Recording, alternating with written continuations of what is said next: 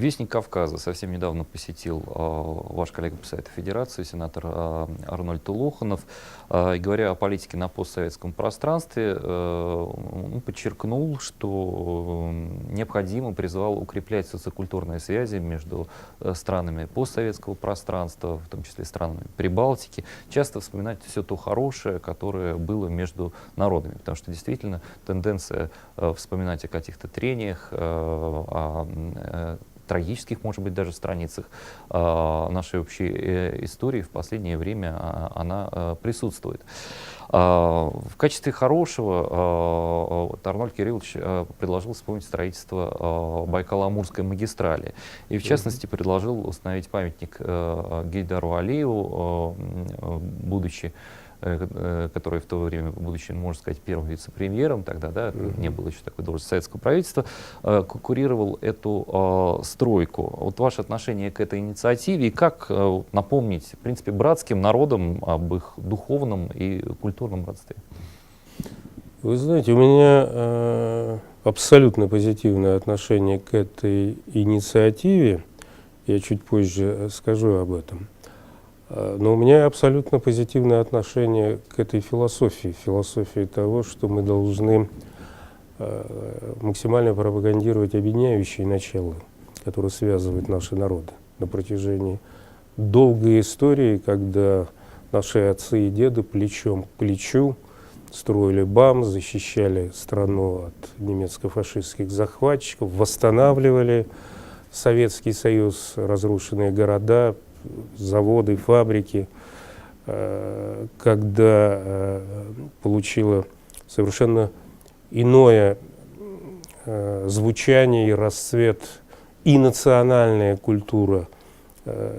всех этих республик, бывших республик Советского Союза, народов, населяющих Российскую Федерацию, и был коллективно обеспечен прогресс в области науки, техники, в других отраслях. Поэтому, конечно же, я глубоко убежден, что мы потеряли определенный период, когда начинали ковыряться в каких-то конфликтообразующих эпизодах нашей истории, в страницах, которые, кроме сожаления и горести, не вызывает иных чувств, и потеряли вот огромный позитивный задел, который был сделан старшими поколениями. Поэтому сегодня все же картина несколько иная, да? И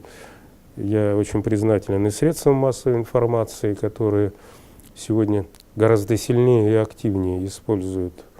возможности вот такого объединительного начала для того, чтобы пропагандировать наши общие ценности